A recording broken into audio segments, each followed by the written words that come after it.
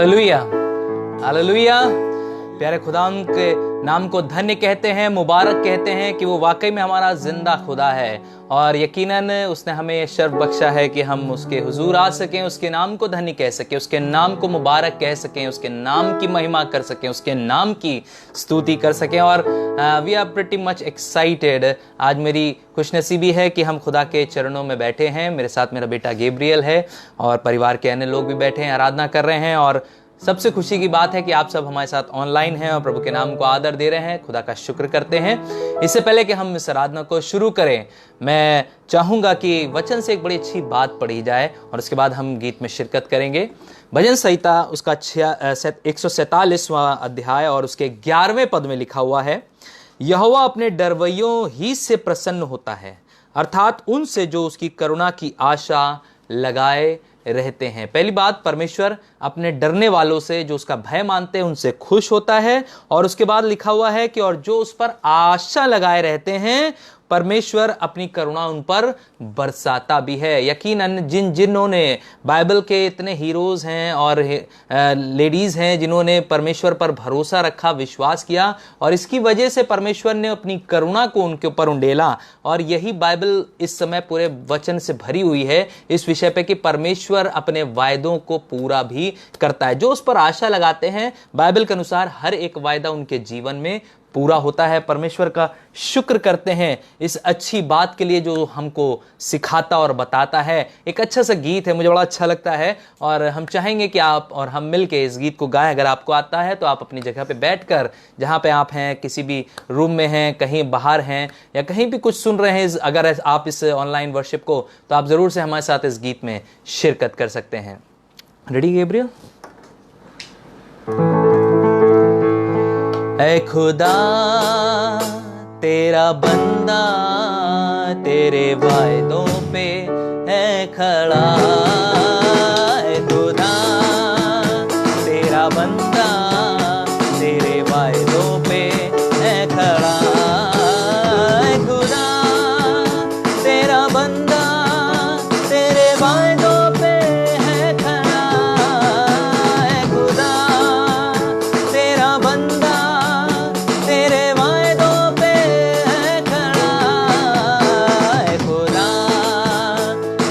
बंदा तेरे वायदों पे है खड़ा, खुदा तेरा बंदा तेरे वायदों पे है खड़ा।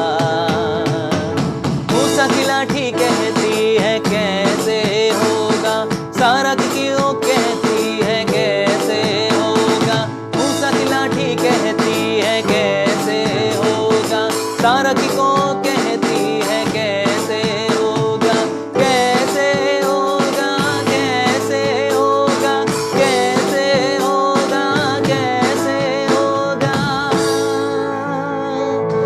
पुत्र हुआ रास्ता छोड़ा समंदर ने, वो है खुदा, खुदा तेरा बंदा तेरे वायदों पे है खड़ा, खुदा तेरा बंदा तेरे वायदों पे है खड़ा, खुदा तेरा बंदा तेरे वायदों पे है खड़ा, खुदा तेरा बंदा तेरे वायदों पे है खड़ा।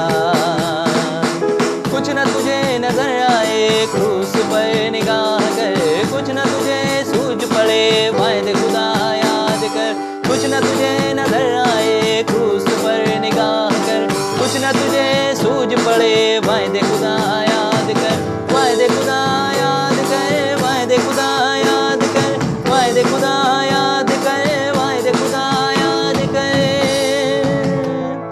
उसके वायदे आमीन में पूरे होते हैं, वो है खुदा, खुदा तेरा बंदा तेरे वायदों पे है खड़ा, खुदा तेरा बंदा तेरे वायदों पे है खड़ा।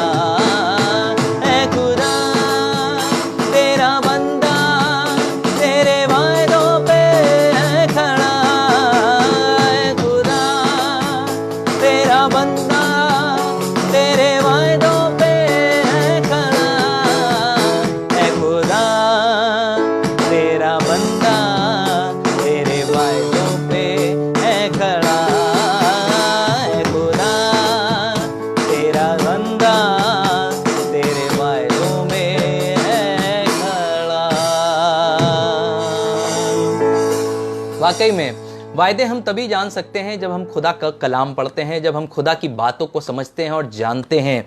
दाऊद कहने लगा भजन संहिता 119 में कि मैंने तेरे वचन को अपने हृदय में रख छोड़ा है ताकि तेरे विरुद्ध पाप ना कर सकूं। कितनी बड़ी बात वो कह रहा है कि मैंने अपने दिल में तेरे वचन को रखा है। वचन को रखने का मतलब है कि उसने उसको स्मरण कर लिया है, याद कर लिया है पूरी तरीके से, ताकि अब वो भूले नहीं। और साथ साथ वो वचन उसकी अगुवाई करता है कि जिस मार्ग पर वो चले उसे शिक्षा देता है कि यहां पे सही है चलना कि नहीं है। कई बार बाइबल भी हमको सिखाती है, लेकिन शायद कई बार हम ध्यान नहीं देते हैं कि परमेश्वर का कलाम हमें क्या बोल रहा है, क्या कह रहा है। तो जरूर से जब कभी आपको खुदा का कलाम बोले कुछ करने के लिए, तो आप जरूर से करें ताकि खुदा को आदर मिले और हम पाप से दूर रहें। ये मौका होगा, हम वर्शिप में चलेंगे, आराधना करेंगे, प्रभु की स्तुति करेंगे, थोड़ी देर प्रभु के नाम को सराहेंगे, उसकी महिमा करेंगे। और लिखा है पवित्र लोगों को ये भाता है उसकी स्तुति करना, सोता है उसको पवित्र लोगों को कि वो परमेश्वर की महिमा करें। हम और आप जहां कहीं आज मौजूद हैं,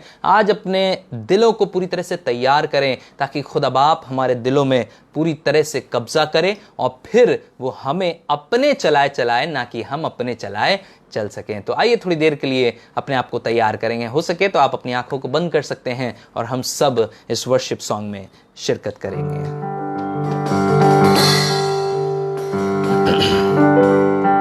तेरे कार्य आश्चर्य है प्रभु, तेरे कार्य आश्चर्य है प्रभु, तेरे कहने से शून्य सृष्टि में बदल गया, तेरे कहने से मारा मधुर बन गया, तेरे कहने से दुष्ट आत्माएं भाग गई, तेरे कहने से गरीबी पूरी चली गई, तेरे कहने से शून्य सृष्टि में बदल गया, तेरे कहने से मारा मधुर बन गया, तेरे कहने से दुष्ट आत्माएं भाग गई, तेरे कहने से गरीबी पूरी चली गई, तेरे कार्य आश्चर्य है प्रभु,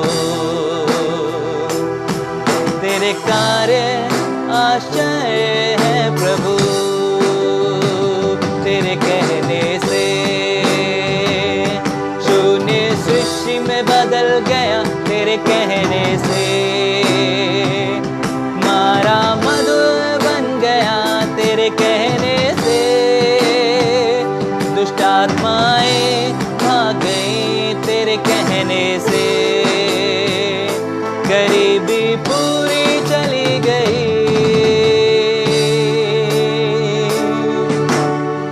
मूसा की प्रार्थना से मन्ना तूने दिया, वो मन्ना तू ही है प्रभु।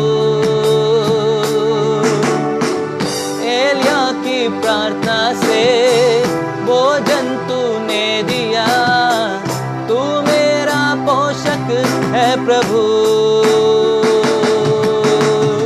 मूसा की प्रार्थना से मन्ना तूने दिया, वो मन्ना तू ही है प्रभु।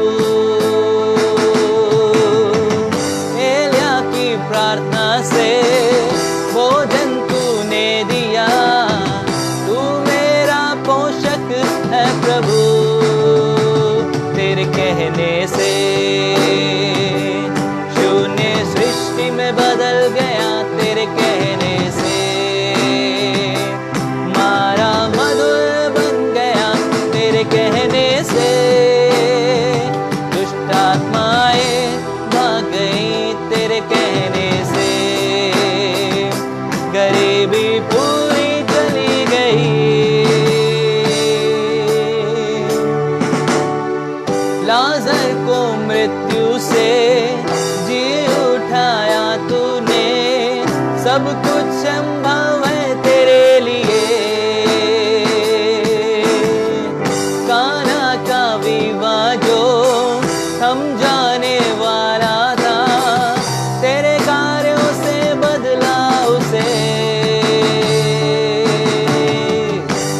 लाजर को मृत्यु से जी उठाया तूने, सब कुछ संभव है तेरे लिए।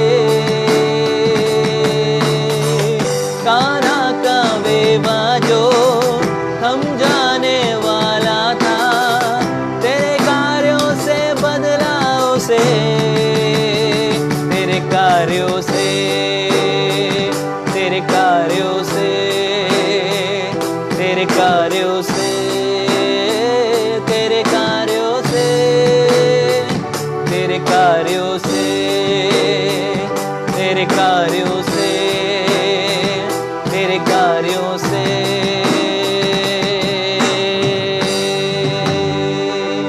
वाकई में जब जब उसने अपने कार्य को किया है, परिस्थितियां बदल गई हैं।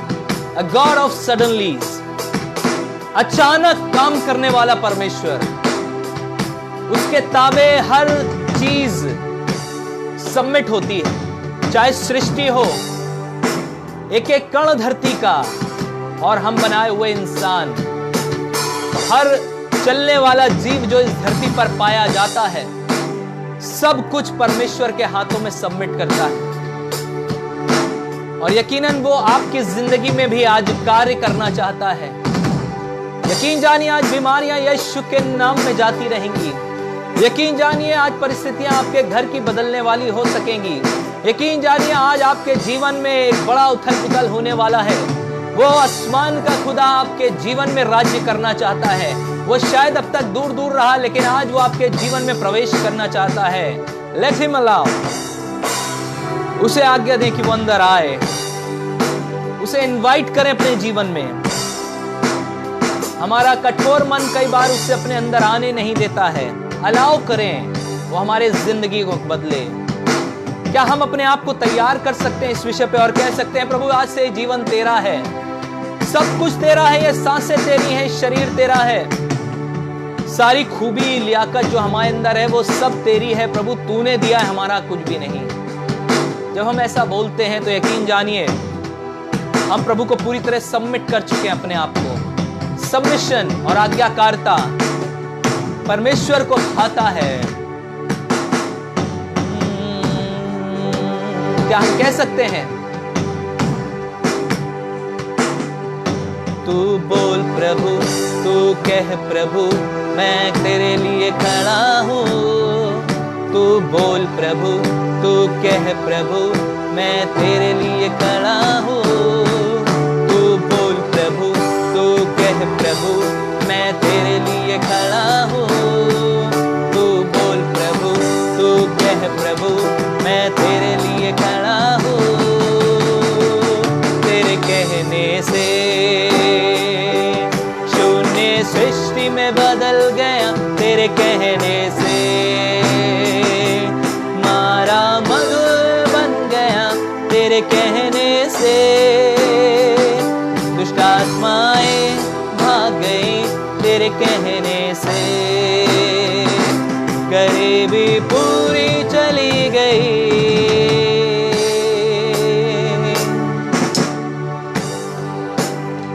वाकई में खुदावंद यीशु मसीह तेरे कार्य आश्चर्य के हैं, तेरे कार्य अद्भुत हैं, और यकीनन खुदावंद तू आज भी बड़े बड़े कार्यों को करने के लिए परेशान है, हमारी जिंदगियों को बदलना चाहता है। बाइबल में लिखा है जो ये इकरार कर लेता है कि उससे गलतियां हुई हैं, गलतियों को मान लेता है और छोड़ भी देता है, उस पर दया होती है। जो ये मान लेता है कि यीशु मसीह मेरा उद्धार करता है, उसका जीवन बदल जाता है, नया जीवन प्राप्त करता है। परमेश्वर कहता है मैं उनके गुनाहों को स्मरण भी नहीं करता हूं, उन्हें याद भी नहीं करता हूं। वो बहुत अच्छा पिता है हमारा। आइए हम सब उसको सबमिट करें, आइए हम सब उसे अपने आप को दे दें, आइए हम सब उससे कहें पिता तू ही है, तू ही है प्रभु, मुझे आज्ञा दे प्रभु, मुझे क्या करना है। तू बोल प्रभु, तू कह प्रभु, मैं तेरे लिए खड़ा हूँ। तू बोल प्रभु, तू कह प्रभु, मैं तेरे लिए खड़ा हूँ। तू बोल प्रभु, तू कह प्रभु, मैं तेरे लिए खड़ा हूँ। तू बोल प्रभु, तू कह प्रभु, मैं तेरे लिए खड़ा हूँ। तेरे कहने से शून्य सृष्टि में बदल गया, तेरे कहने से मारा मधुर बन गया, तेरे कहने से दुष्ट आत्माएं भाग गई, तेरे कहने से गरीबी पूरी चली गई।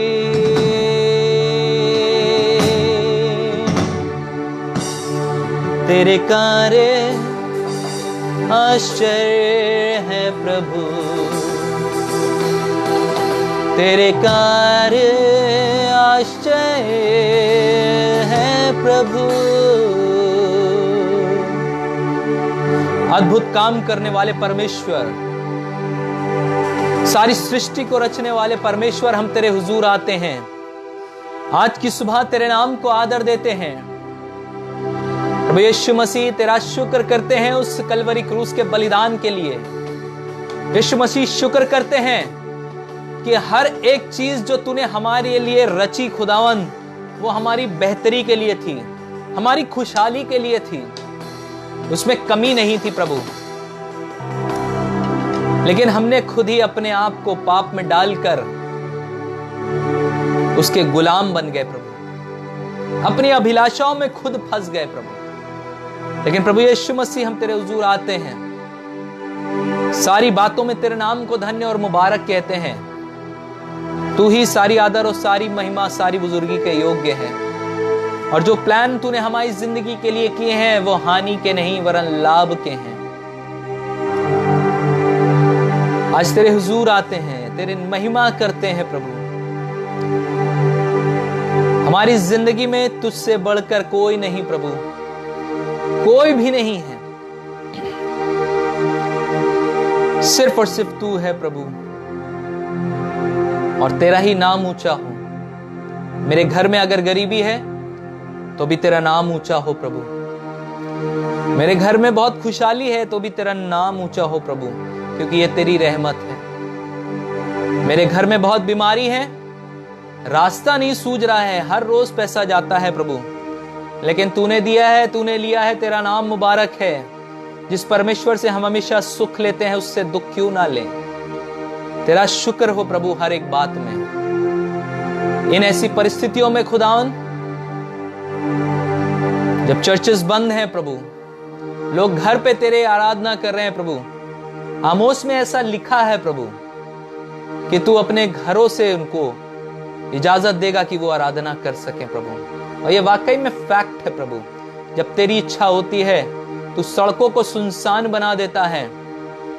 जहां इंसान का मन इधर उधर लगा रहता है, उनसे आप फ्री कर देते उन्हें प्रभु, कि वो सिर्फ तेरी ओर केंद्रित हो। मैं विश्वास करता हूं ये बीमारी कोरोना भी सिर्फ इसीलिए आया है, ये तेरी आज्ञा से आया है प्रभु, नहीं तो आ नहीं सकता था।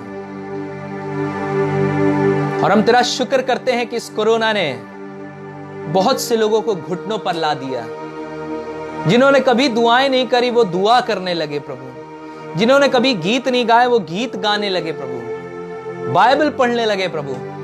ये सिर्फ तेरी महिमा है प्रभु, ये तेरी करुणा है प्रभु, कि तूने हम सबों को उद्धार का रास्ता यीशु के रूप में दिखा दिया है, कि जो कोई उस पर ईमान लाएगा वो कभी नाश नहीं होगा, परंतु अनंत जीवन पाएगा। मैं शुक्र करता हूं प्रभु तेरे उस वायदे के लिए जो भजन संहिता 91 में लिखा है, तेरे निकट 1000 और तेरे दाहिनी ओर 10,000 गिरेंगे, परंतु तुझे छूने नहीं पाएगा शत्रु। It's a blessing for me Lord. हम सबों के लिए बरकत का विषय है कि जब दुनिया में हाहाकार मचा है, दुनिया की सारी बड़ी ताकतें घुटने टेक चुकी हैं इस बीमारी के आगे, वी द बिलीवर्स, हम जो विश्वासी हैं, हमारे पास उम्मीद के सिवा और कुछ नहीं है प्रभु। तू सिर्फ तुझ पर उम्मीद, तुझ पर भरोसा है कि तू हमें इस दौर से बाहर निकाल ले आएगा, इन परिस्थितियों से बाहर निकाल ले आएगा। जब मुझे कुछ नहीं दिखाई देता है, कुछ नहीं सूझ पड़ता है तो सिर्फ कलवरी क्रूज दिखाई देता है। उसके वायदे याद आते हैं जिस पर मैं खड़ा होता हूं और कहता हूं, निश्चय मेरे निकट 1000 और दाहिनी ओर 10,000 गिरे तो भी वो मुझे छूने नहीं पाएंगे। वो मुझे इस बहेलिए के जाल से और उस महामारी से बचाता है जो दिन दोपहरी उजाड़ती है, तकलीफें देती है लोगों को। मैं विश्वास करता हूं प्रभु, तेरी महिमा परंपार है हमारे जीवन में और ऐसे ही बनी रहे प्रभु, इससे बढ़ती जाए प्रभु। हम पवित्रता के साथ, दिल की गहराई के साथ तेरी स्तुति और आराधना करने पाए। तेरा शुक्र हो प्रभु, तेरी तारीफ हो प्रभु, तेरी तमजीद हो प्रभु। आज की सुबह प्रभु, जहां कहीं ऑनलाइन वर्शिप हो रही है, जहां कहीं खादिम लोग जुड़े हुए हैं, आराधना कर रहे हैं, उन सबों के लिए दुआ करता हूं प्रभु। तेरा कलाम जो बाइबल की सच्चाई है लोगों तक पहुंचने पाए, वो आराधना, वो स्तुति तुझे बखूर सी भाए और तू हम सबों को आशीष दे। तेरे कार्य वाकई में आश्चर्य हैं प्रभु। जहां कहीं लोग आज ऑनलाइन वर्शिप में जुड़े हैं प्रभु, आज बड़े बड़े करिश्मे हो प्रभु, ताकि बड़ी बड़ी गवाहियां ऑनलाइन वर्शिप पे हमें दिखाई दें प्रभु। अनुग्रह कर प्रभु। तेरे वचन के लिए दुआ करते हैं, पवित्र आत्मा हमारी अगुवाई कर। एक बार फिर से हम अपने हृदय को खोलते हैं कि तेरा वचन गहराई से हमारे बीच में बसने पाए, तेरा वचन हमें सिखाने पाए, समझाने पाए। बुद्धि दे, समझ दे पवित्र आत्मा। हम ऐसे वचन नहीं समझ सकते जब तक कि तू हमें ना समझाए। गूढ़ बातों को निकाल कर परमेश्वर की हमें बता और सिखा प्रभु। अनुग्रह दे, आशीष दे। यीशु के नाम में हम इस दुआ को मांगते हैं। हम सब मिलके बोल सकते हैं आमीन। Hallelujah, praise the Lord, praise the Lord.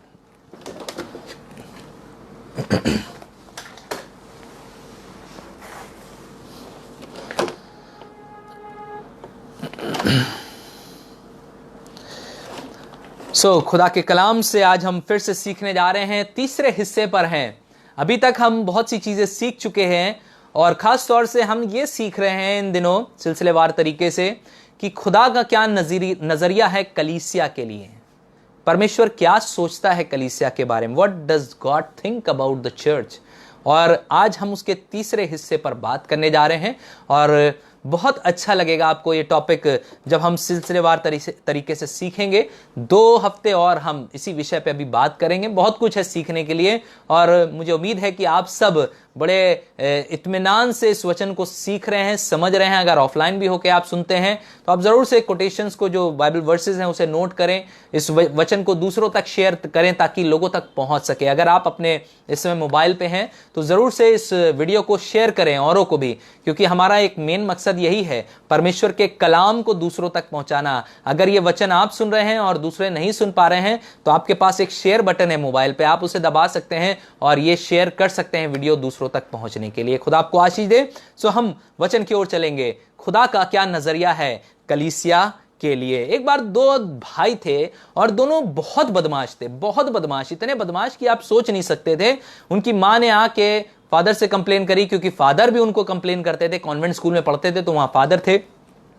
तो मां ने आके बोला, अपने बच्चों की कंप्लेन करी। फादर ने भी उनको कंप्लेन करी, यहाँ पे आफत इन्होंने काट रखी बच्चों ने, हम बड़े परेशान हैं। लेकिन फादर ने कहा ठीक है आप जाइए मैडम, मैं इन बच्चों को संभाल लूंगा। और उनमें से एक बच्चे ने कोई बदमाशी करी तो उसको उन्होंने पकड़ लिया और अपने ऑफिस में बुलाया। दूसरा भाई कहीं बाहर था, स्कूल में ही कहीं बाहर था। तो जब वो लड़का अंदर था तो फादर ने पूछा, बहुत गुस्से में बैठे हुए थे फादर, और उन्होंने ऐसी पूछा उनसे, उस लड़के से, वेयर इज गॉड, परमेश्वर कहां है।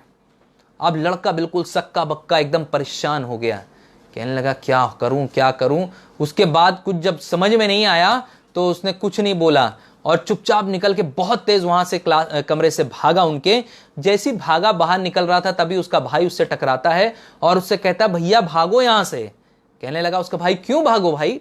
कहने लगा, अरे भैया आज हम लोग तो बदमाशी करते हैं, आज हमें पकड़ लिया उन्होंने और वो हमसे पूछ रहे हैं कहाँ है परमेश्वर। उन्हें लग रहा है कि हमने उनका परमेश्वर चुरा लिया है, छिपा दिया है कहीं, चलो यहां से निकलकर भाग चले। उन्हें ये नहीं समझ में आया कि क्या चीज वो फादर पूछना मांग रहे हैं। बिल्कुल ऐसे ही कई बार जब हम परमेश्वर से कम्युनिकेट करते हैं चर्च में या जिस कलीसिया में, आत्मिक कलीसिया में होते हैं, उसमें जब हम परमेश्वर से कम्युनिकेट करते हैं तो कई बार हम जुड़ते तो हैं परमेश्वर से, लेकिन कई बार मिस कम्युनिकेट कर जाते हैं लोगों से, और इसीलिए हमारा नजरिया थोड़ा सा बदल जाता है परमेश्वर को देखने का और लोगों को देखने का। इसीलिए जब हम कभी चर्च जाते हैं तो हम पहली बात परमेश्वर से जाकर रिलीजन के, ट्रेडिशन के विषय में, सिंगिंग के विषय में, कल्चर के विषय में, जो वहां कुछ होता है उसके विषय में बात नहीं करते हैं। लेकिन हम जब जाते हैं चर्च में तो हम परमेश्वर से एक अच्छा रिश्ता कायम करने के लिए उस जिंदा परमेश्वर के घर में जाते हैं। और जो रिश्ता टूट गया था बहुत सालों पहले,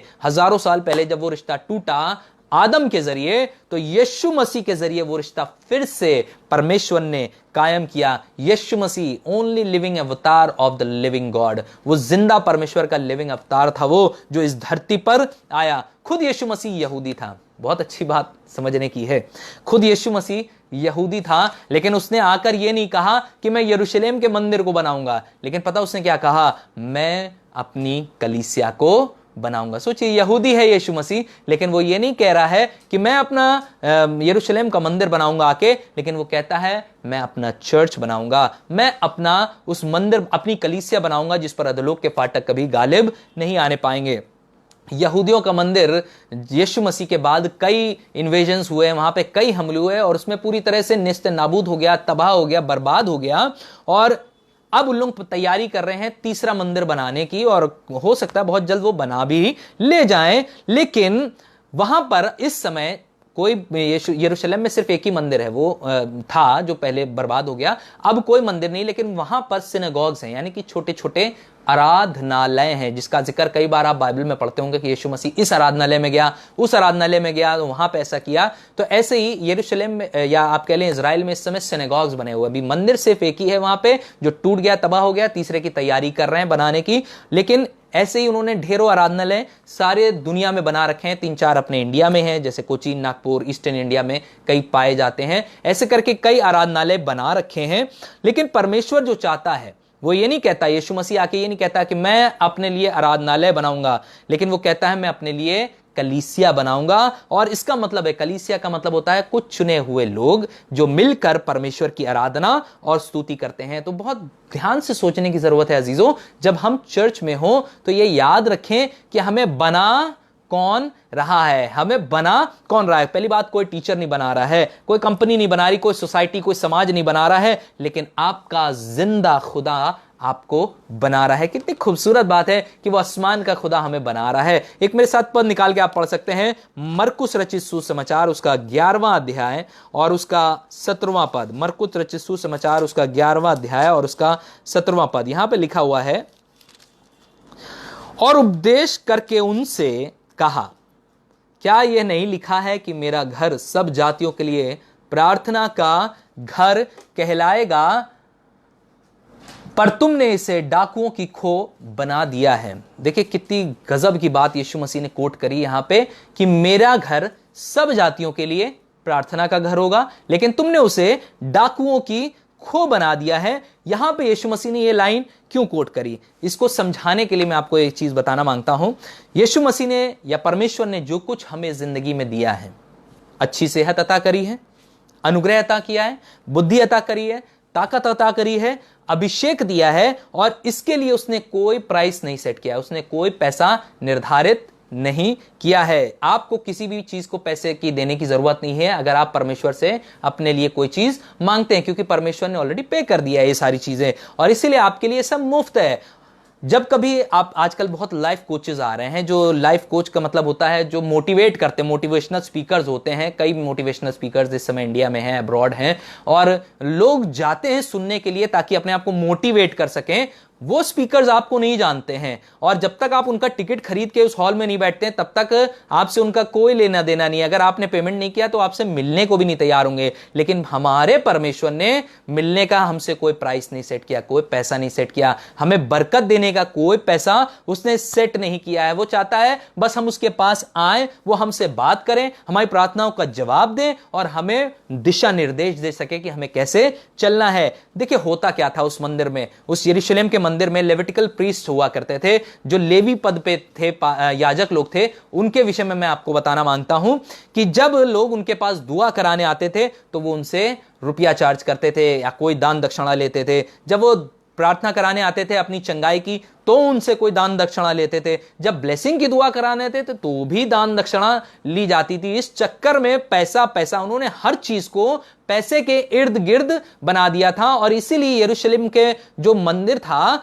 उसके बाहरी आंगन में बहुत सी दुकानें लग गई थीं, क्योंकि वहां लेवियों ने सेट कर रखा था 2 कबूतर लाओ, 5 बकरे लाओ, 4 बकरे लाओ, भेड़ लाओ, बकरी लाओ, जो कुछ चाहिए होता था वो सब वहां मार्केट में जो मंदिर के अंदर लगाई गई थी उसमें अवेलेबल था। और ये सब किनके दिशा निर्देशन में हो रहा था? इन्हीं लेवियों के दिशा निर्देशन में हो रहा था। इसीलिए उसने कहा कि तुमने इसे डाकुओं की खो बना दिया। अब सोच के देखिए, हम इंडिया में करीब 2 से 3% लोग क्रिश्चियंस हैं और उसके बाद भी हम अपने गॉस्पेल को, अपने परमेश्वर के कलाम को बेचते हैं। हम बेच रहे हैं, क्यों? क्योंकि मजबूरी, भाई पैसा नहीं होगा तो हम कैसे काम करेंगे आगे। लेकिन ये परमेश्वर का कलाम हमें सेत में मिला हूं, सेत में बांटने की जरूरत है। सोच के देखिए, एक नॉर्मल तेल 20 रुपए का हम खरीद के कुप्पी में भर सकते हैं, लेकिन वही दुआ के बाद 100 रुपए का हो जाता है। वही सीडी जो वचन के हम ऑनलाइन सुनते हैं, जब वचन की सीडी खरीदें तो लोग कहते हैं जाइए इस सीडी को दूसरों को सुनाइए और अपनी जिंदगी बचाइए। ये 100 रुपए की सीडियां बिकती हैं। ये वचन फ्री ऑफ कॉस्ट जाना चाहिए ताकि फ्री ऑफ कॉस्ट लोगों तक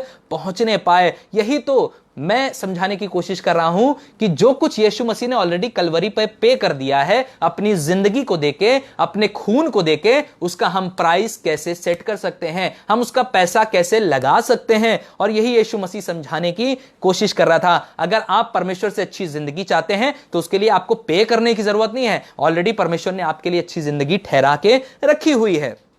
सिंपल सी बात है, जब हम परमेश्वर को छूते हैं, जब हम परमेश्वर को छूने की कोशिश करते हैं या छू लेते हैं तो हमें भलाई ही मिलती है। परमेश्वर को छूने पे हमें भलाई मिलती है। जैसे पानी को छूने पे हमें क्या मिलता है? गीलापन मिलता है। आग को छूने पे हम जल जाते हैं। कोई कलर हाथ से छूने पे हमारा हाथ उस कलर का हो जाता है। बिल्कुल ऐसे ही जब हम परमेश्वर को छूते हैं तो हमारे अंदर भलाई अपने आप आ जाती है, हमारे अंदर परमेश्वर का स्वरूप अपने आप आ जाता है। इसीलिए जब हम परमेश्वर को छूते हैं तो परमेश्वर का तत्व, परमेश्वर का एसेंस हमारे अंदर आता है। और यही प्रॉब्लम थी। यीशु मसीह कहता है मुझे प्रॉब्लम इस बात से है, धर्म के नाम पे इस बात से प्रॉब्लम है क्योंकि यहां पे डाकुओं की खो बन गई है। धर्म के नाम पे डाकुओं की खो बन गई है। जब हम चर्च में जाते हैं तो हम जाके ऐसे बैठ ना जाएं। हम चर्च में जाके ये ना देखें कि कौन किस तरीके से काम कर रहा है, वो अच्छा गा रहा है कि नहीं गा रहा, वो सही बजा रहा है, पादरी सही प्रीच कर रहे हैं कि नहीं। हमारा काम स्पेक्टेटर बन के बैठना नहीं है, लेकिन हमारा काम है पार्टिसिपेंट बनना। वहां पे जाएं, आप चाहे पीछे वाली सीट पे बैठे हो, लेकिन आप जाके अपने दिल से आराधना करें। आप वहां किसी को देखने ना जाएं, लेकिन खुद आराधना करने जाएं। यहोशू ने पता क्या कहा? यहोशू ने कहा तुम्हें जो भाए, इजराइलियों से कहा तुम्हें जो भाए तुम वो करो, लेकिन मैं और मेरा घराना तो परमेश्वर की ही सेवा करेंगे। और आने वाले समय में उन्होंने एक मंदिर भी बनाया परमेश्वर का, यहूदियों ने। और उसके बाद उस यहूदियों के मंदिर को परमेश्वर ने क्या कहा? लिखा है कि मेरा घर प्रार्थना का घर कहलाएगा। कितनी खूबसूरत बात है कि मैं उस घर को बनाना चाहता हूं जहां पर परमेश्वर से प्रार्थना की जाती है। और इसीलिए आपकी मम्मी, आपके पापा आपको कई बार सिखाते हैं बोलना। क्या बोलना सिखाते हैं? जब आप छोटे होते हैं तो आपको छोटे छोटे शब्दों से सिखाते हैं। क्यों सिखा रहे हैं? बचपन में क्यों सिखा रहे हैं?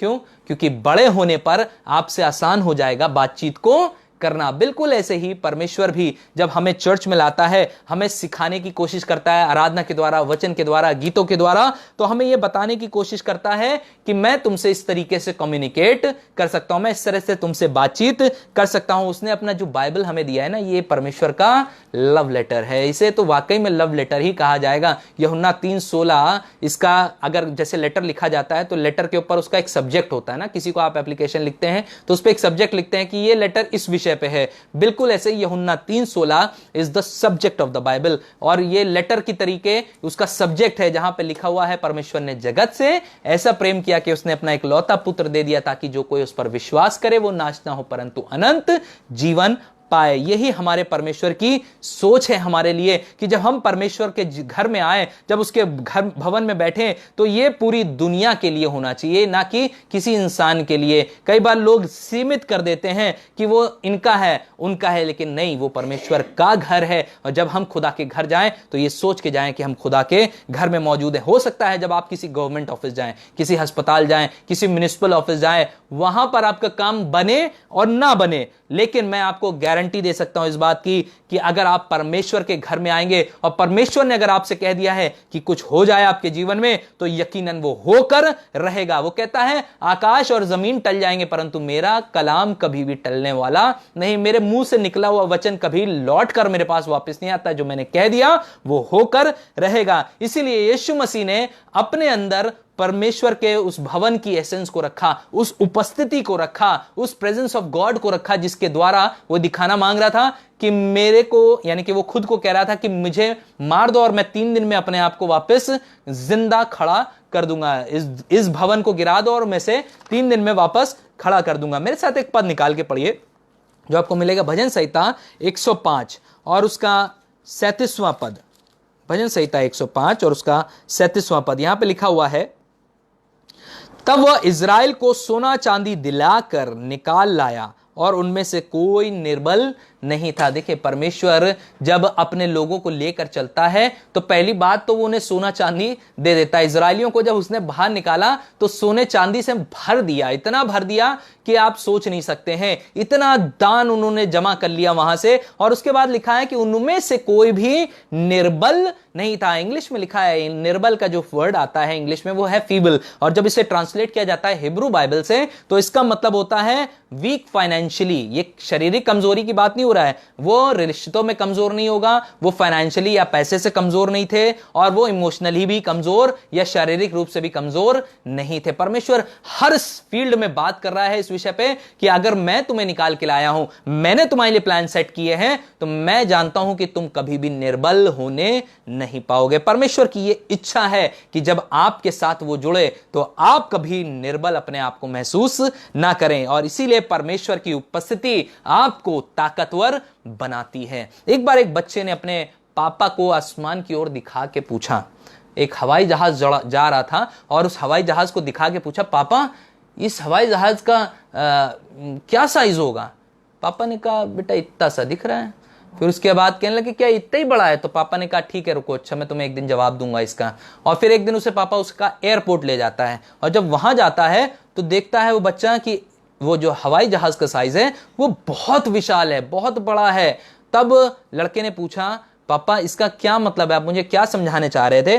तो पता पापा ने क्या जवाब दिया? कहने लगा, जैसे कि तुमने मुझसे पूछा कि परमेश्वर का साइज क्या है, तो मैंने तुम्हें हवाई जहाज दिखा के बताया कि यह परमेश्वर का साइज है। फिर मैंने पास में ले जाके हवाई जहाज को दिखाया तो तुम देख के समझ नहीं पाए, लेकिन अब मैं तुम्हें समझाने की कोशिश कर रहा हूं कि इसका मतलब यह है, यह मतलब नहीं रखता है कि परमेश्वर का साइज क्या है, परमेश्वर कितना बड़ा है, लेकिन मतलब यह रखता है कि तुम उससे कितने दूर हो और कितने पास हो। अगर हम दूर होंगे तो हमें परमेश्वर हमेशा छोटा दिखाई देगा, लेकिन अगर हम परमेश्वर के करीब होंगे तो परमेश्वर हमें बड़ा विशाल, बड़ा ताकतवर, बड़ा बड़ा बड़ा खूबसूरत दिखाई देगा। क्यों? क्योंकि हम उसके पास हैं। परमेश्वर चाहता है कि हम सब उसके करीब करीब और बहुत करीब बने रहें। गलातियों उसका 4 अध्याय और उसका 1 पद यहां लिखा हुआ है, मैं कहता हूं कि वारिस जब तक बालक है, यद्यपि सब वस्तुओं का स्वामी है, तो भी उसमें और दास में कोई भेद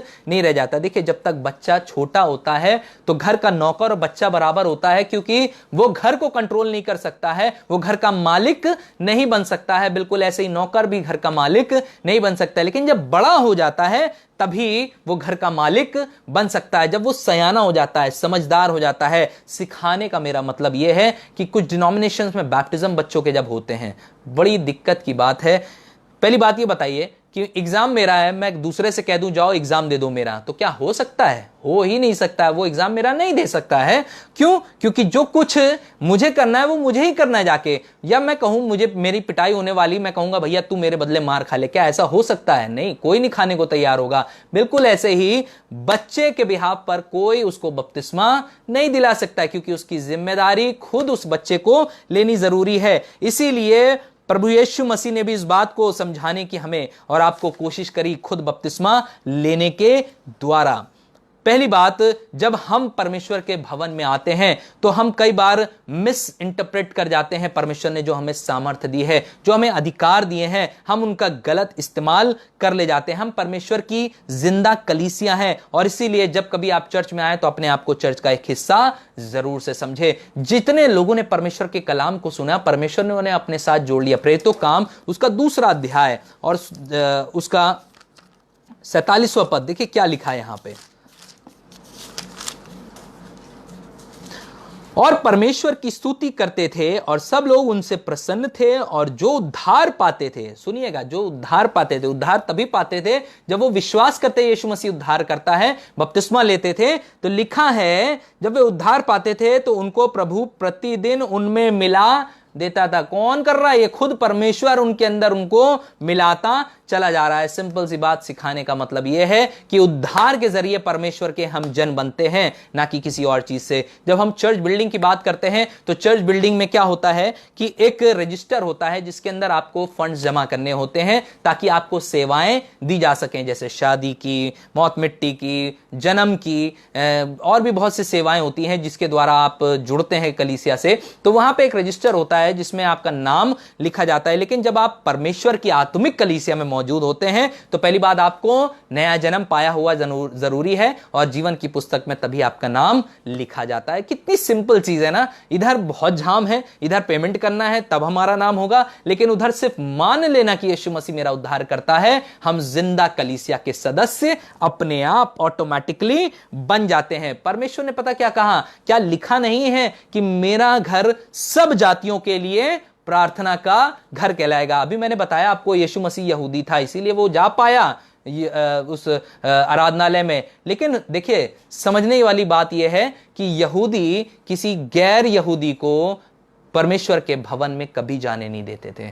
वहां पे एंट्रेंस उनकी बिल्कुल अलाउड नहीं थी। लेकिन अब यीशु मसीह कहता है आके, मैं प्रैक्टिस को बदलने जा रहा हूं, मैं इस रिवाज को बदलने जा रहा हूं, और इसकी वजह से आप और हम आज बच जाते हैं। आज आप और हम अपनी जिंदगी में बच गए हैं। क्यों? क्योंकि अब वो प्रार्थना घर सिर्फ यहूदियों के लिए नहीं है, लेकिन हर एक अन्य जाति के लिए है, सारी जातियों के लिए है, कि वो उसमें आए और ठिकाना पाए। मरकुस 16 और उसके 16 में देखिए क्या लिखा हुआ है। यहां पे लिखा हुआ है, जो विश्वास करे और बपतिस्मा ले उसी का उद्धार होगा, परंतु जो विश्वास ना करेगा वह दोषी ठहराया जाएगा। इसीलिए बच्चा कभी विश्वास नहीं कर सकता है, लेकिन एक बड़ा विश्वास कर सकता है। अपने गुनाहों की माफी वो खुद मांग सकता है, ना कि कोई बच्चा मांगे। इसीलिए परमेश्वर ये सिखा रहा है हमें कि हम और आप अपने गुनाहों से तौबा करें। देखिए, बैप्टिज्म होता क्या है, बपतिस्मा होता क्या है? ये एक ऐसा एक्ट ऑफ फेथ है जिसको आज्ञाकारिता कहा जाता है, जो परमेश्वर ने हमें दी है कि हम उसकी आज्ञा के चलाए चलें। जब यीशु मसीह बपतिस्मा लेता है तो बिल्कुल उसी प्रकार से हमें भी इसी रीति से परमेश्वर के हुजूर आने के लिए अपने आप को बाहरी प्रकटीकरण के द्वारा धोने की जरूरत है। और स्वर्ग में एक बड़ा अच्छा सिस्टम है। जब हम उद्धार पाते हैं तो हम उसके पुत्र और पुत्रियां कहलाते हैं। लेकिन वहां पे कोई नाती पोते वाला सिस्टम नहीं है कि मतलब पादरी साहब का बच्चा है, पादरी साहब तो परमेश्वर के बेटे हैं, लेकिन उनका बच्चा जो है उनका नाती पोता परमेश्वर का नहीं बनेगा। हर एक को अपना हिसाब खुद देना है, और इसीलिए बहुत जरूरी है कि हर एक जन यीशु मसीह को अपना व्यक्तिगत पर्सनल उद्धारकर्ता कल के कबूल करे, और यही इंपॉर्टेंट है। इसीलिए जब आप चर्च में आते हैं तो आप किसी बिल्डिंग में नहीं आते, आप किसी मंदिर में नहीं आते, आप किसी धर्म में नहीं आते हैं, आप किसी लिटर्जी में नहीं आते हैं, लेकिन आप जिंदा परमेश्वर के हुजूर खड़े होते हैं आके, जो आपको ऐसे ही एक्सेप्ट कर लेता है जब आप अपनी गलतियों को मान लेते हैं। इब्रानियों 12 और उसके 12 में एक बड़ी अच्छी बात लिखी है, मैं आपके बीच में रखना मांगता हूं उसको। इब्रानियों 12 उसके 12 में लिखा हुआ है, 12 के 22 में, सॉरी, पर तुम सयोन पहाड़ के पास। देखिए, जब हम आते हैं परमेश्वर के घर में तो पहली बात हम सुनिए कहां आते हैं। हमें मालूम ही नहीं है, आज तक हम चर्च ही बिल्डिंग में जा रहे हैं, लेकिन आज यहां पे बहुत साफ परमेश्वर का वचन बता रहा है कि हम आते कहां हैं जब हम परमेश्वर के हुजूर होते हैं। पहली बात, पर तुम सयोन पहाड़ के पास और जीवते परमेश्वर के नगर स्वर्गीय यरूशलेम के पास और लाखों स्वर्गदूतों और उन पहलोठों की साधारण सभा और कलीसिया जिनके नाम स्वर्ग में लिखे हैं और सबके न्याय परमेश्वर के पास सिद्ध किए हुए धर्मियों की आत्माओं और नई वाचा के मध्यस्थ यीशु और छिड़काव के उस लहू के पास आए हो जो हाबिल के लहू से उत्तम बातें कहता है। ये वो जगह है जहां पे जब हम आके खड़े होते हैं, इतनी खूबसूरती से इसका वर्णन है कि वो जगह है क्या। हर चीज का जिक्र कर रही है। एक जनरल असेंबली है जहां पे लोगों के नाम लिखे हुए हैं, जहां पे वो परमेश्वर की कलीसिया है, जहां परमेश्वर का वो यरूशलेम नगर है। ये सब वो जगहें हैं जो अभी हमें दिखाई नहीं देती हैं, लेकिन जब हम आराधना करते हैं तो यकीन जानिए हम सब वहीं पे मौजूद होते हैं। एक बड़ी अच्छी बात उसमें लिखी है, लाखों स्वर्गदूतों के सामने होते हैं। देखिए, लाखों स्वर्गदूत जो वहां पे मौजूद हैं इस समय, ये परमेश्वर की सेवा टहल के लिए हैं और परमेश्वर ने इन्हें ठहरा रखा है लोगों की सेवा टहल के लिए। देखिए, होगा क्या जब स्वर्गदूत हमारी सेवा पे उतर आएंगे, तो इसका मतलब है परमेश्वर आज्ञा दे रहा है, तभी ये काम हो पा रहा है। मेरा एक ट्यूशन, बहुत साल पहले मैं एक ट्यूशन करने गया। मेरा एक ट्यूशन था कैंट में, मिलिट्री वाले के यहाँ जाना था मुझे, और जब मैं वहां पहुंचा गेट पे, तो मिलिट्री वाले ने मुझे गेट पे ही रोक लिया उस बंगलों में जाने से, और उस बंगलों में मैं जा नहीं पाया। मैंने कहा कि मुझे उन फलाने ऑफिसर के पास पहुंचना है, उनको, उनकी वाइफ को गिटार सिखाना है। तो उन्होंने कहा, उसने बड़े अलग लहजे में बात करी, क्योंकि आप जानते हैं मिलिट्री कैसे बात करती है। तो उन्होंने कहा, यहाँ पे गिटार, यहाँ पे अपना हेलमेट रख दे, यहाँ गाड़ी लगा दे किनारे, ऐसे उन्होंने मुझसे बोला। तो मैंने गाड़ी लगाई। फिर उन्होंने फ़ोन किया और कहा, मैडम फलाने शख्स आए हैं आपको गिटार सिखाने के लिए, क्या भेजूं उन्हें? तो कहने लगे, आपने रोका कैसे? वहाँ से उन्होंने बोला, आपने उन्हें रोका कैसे? आप उन्हें सीधे हमारे पास अंदर आने देते और आप बाकायदा इज्जत के साथ लेके आइए।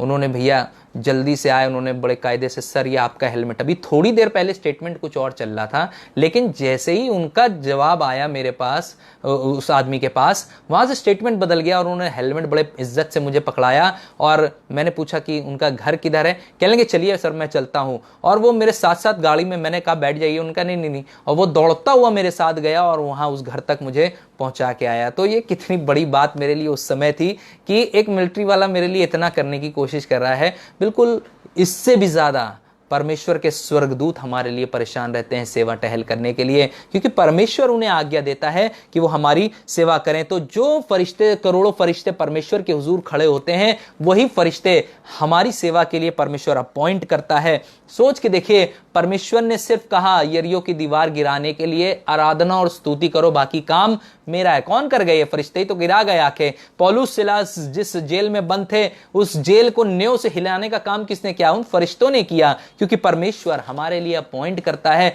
जब हम उसकी जिंदा उपस्थिति में खड़े होते हैं तो यकीन जानिए हम अकेले नहीं होते हैं, लेकिन करोड़ों फरिश्ते, वो कलीसियाई लोग जिनके नाम जीवन की पुस्तक में लिखे हैं, हम उनकी उपस्थिति में खड़े होकर आराधना कर रहे होते हैं। और इसीलिए हमें यह जानने की जरूरत है कि परमेश्वर जिसकी उपस्थिति में हम हैं, उसके लिए कलीसिया कितनी मायने रखती है। एक और अच्छी बात बताना मांगता हूं, परमेश्वर हमारा न्यायी है। अगर आपको पता हो या ना पता हो, एक न्यायी यानी कि एक जज की क्या पावर होती है। अगर आपने उसके सामने मोबाइल भी उठा लिया ना हाथ में कोर्ट चलते वक्त, तो आपका मोबाइल पूरे दिन के लिए जब्त हो जाएगा। पता नहीं उस दिन मिले ना मिले या अगले दिन मिले। दूसरी बात, आप कभी पांव पे पांव रख कर उसके सामने कोर्ट में नहीं बैठ सकते हैं। क्यों? क्योंकि इस समय न्याय जो है वो कुर्सी पर विराजमान है। Justice is seated on the seat. और इसीलिए परमेश्वर ये बताने की कोशिश कर रहा है, जब तुम चर्च में आते हो तो ये याद रखना कि तुम्हारा न्यायी परमेश्वर तुम्हारे सामने विराजमान है और उसके आजू बाजू ढेरों फरिश्ते हैं। यकीन जानिए उनके बीच में शैतान भी खड़ा होता है। वो किसी ना किसी को पकड़ के कहता है, इसने ये पाप किया। वो दुष्ट आत्माएं कहती हैं, इन्होंने वो पाप किया, इन्होंने ये पाप किया। लेकिन मैं आपको एक बहुत अच्छा वकील देना मांगता हूं, जो पहला यूहन्ना और उसका दूसरे पद में मिलता है, दूसरे अध्याय में मिलता है, पहला यूहन्ना और उसका दूसरा अध्याय, और वहां पर लिखा हुआ है कि यीशु मसीह हमारा एडवोकेट है। क्या है? एडवोकेट है। वो हमारा वकील है जो परमेश्वर के सामने हमारे लिए हिसाब किताब पेश करता है, हमारे लिए केस को लड़ता है शैतान के सामने और हमें निर्दोष ठहराता है। और खुद परमेश्वर कहता है, जब मैं तुम्हारी ओर हूं तो तुम्हारा विरोधी। अब सोच के देखिए, आपके साथ आपका जज मिल गया तो फिर तो सारा मैटर आप ही के हाथ में ही आने वाला है। परमेश्वर ये सिखा रहा है हमें कि अगर हम उस कलीसिया से जुड़ते हैं जो आत्मिक कलीसिया है, जो इब्रानियों में भी हमने पढ़ा अभी, अगर हम उस कलीसिया से जुड़ते हैं तो यकीन जानिए परमेश्वर वो सब कुछ क्यों नहीं करेगा जो वो दूसरों के लिए करता है, जो उसके साथ वफादार रहते हैं, जो उसके साथ जुड़े रहते हैं। आपकी बीमारी, आपकी परेशानी, आपकी दिक्कतें, ये सब सेकेंडरी हैं, लेकिन परमेश्वर से जुड़ना पहले प्राइमरी है। और इसीलिए आपको और हमको परमेश्वर से जुड़ने की जरूरत है, उससे मोहब्बत करने की जरूरत है। वो बहुत मोहब्बती परमेश्वर है, वो हमसे प्यार करने वाला परमेश्वर है। इसीलिए वो हमारे बीच में रहना चाहता है, ना कि किसी बिल्डिंग में दिखाई दे, लेकिन वो चाहता है कि जहां कहीं हम हैं, जहां उसके नाम से जुड़ रहे हैं, मत्ती 18 उसके 20 में यही लिखा है, 2 या 3 उसके नाम से जहां बैठते हैं वो उनके बीच में आ जाता है। हमारे बीच में आज जिंदा परमेश्वर आ चुका है, वो अपनी कलीसिया को बना रहा है, हम उसकी उपस्थिति में हैं, वो हमारे साथ है। और आज परमेश्वर से कहें, मुझे उठा और मुझे बना, मुझे उठा और मुझे बना। प्रभु यकीन जानिए परमेश्वर आपको पूर्णता बदल के रख सकता है। परमेश्वर आपको इस कलाम से बहुत और बहुत आशीष दे। आइए हम सब दुआ मांगेंगे। प्यारे खुदावंद, हम आपके निहायत ही शुक्रगुजार हैं प्रभु, अपना जिंदा खुदा हैं। धन्यवादित हैं आपके अनुग्रह, आपके प्यार के लिए धन्यवादित है प्रभु। आज आपने हमें फिर से सिखाया कि तेरा क्या नजरिया है कलीसिया के लिए। प्रभु मैं दुआ करता हूं जितनों ने इस वचन को सुना और ग्रहण किया, प्रभु ये वचन उनके दिलों में 100 गुना पैबस्त हो। खासतौर से आज जहां कहीं वचन बोला जा रहा है प्रभु, तेरी कलीसिया के लोग सुन रहे हैं, अपने दिल को बदल लें, क्योंकि कई बार ऐसा होता है मन की कठोरता के कारण वचन अंदर तक अधिकाई से बस नहीं पाता है। लेकिन मैं दुआ करता हूं तेरा वचन ढेरों लोगों तक पहुंचे और बरकत बायस हो। खुदावन मैं दुआ करता हूं खुदावन इस समय बीमारों के लिए, खासतौर से जो कोरोना से ग्रसित लोग हैं प्रभु यीशु के नाम में उन्हें चंगाई मिलने पाए। अपना अनुग्रह दे प्रभु, अपनी आशीष दे, अपने लहू में इन्हें कवर करके रख प्रभु। एक बार फिर से हम दुआ करते हैं प्रभु, इस कोरोना काल में खुदावन जब परिस्थितियां बिल्कुल दिखाई नहीं दे रही हैं, लेकिन तेरे कह देने से प्रभु सब कुछ बदल जाएगा। तू आश्चर्य करने वाला परमेश्वर है प्रभु, और मैं विश्वास करता हूं कि आने वाले समय में कोरोना बिना किसी दवा के अपने आप जाता रहेगा, गायब हो जाएगा, क्योंकि तेरी आज्ञा होगी। खुदावन मैं दुआ करता हूं अपना अभिषेक अपने लोगों पर बनाए रख प्रभु, हर एक को महफूजियत दे। खुदावन खासतौर से इस समय जब सताव के दौर से हम गुजर रहे हैं प्रभु यीशु मसीह, हर एक कलीसिया के लिए हम दुआ करते हैं, आप उन्हें बचा के रखें प्रभु, उन लोगों से बचा के रखें। मैं ये नहीं कहता कि वो लोग खराब हैं, लेकिन मैं चाहता हूं कि खुदावन उनकी भी जिंदगी बदलने पाए जब वो इस सताव को करते हैं प्रभु। मैं दुआ करता हूं उनके दिलों में इस बात को आने पाए कि वो तेरी कलीसिया के लोगों को छू रहे हैं प्रभु, और वो इस काम को ना करें प्रभु। हम अपनी सरकार के लिए दुआ करते हैं, उन्हें बुद्धि समझ दे खुदावन, ताकि आने वाले समय में जो डिसीजन हमारे देश के लिए बेहतर हैं वो ले सकें और इस देश को अच्छे से चला सकें। प्रभु अपना अनुग्रह दे, अपनी आशीष दे हम सबों के ऊपर। इस समय हम सबको तेरे हाथ में देते हैं, यीशु के नाम में इस दुआ को मांगते हैं, सुनिए और ग्रहण करें। आमीन। प्रभु आपको आशीष दे। God bless you all.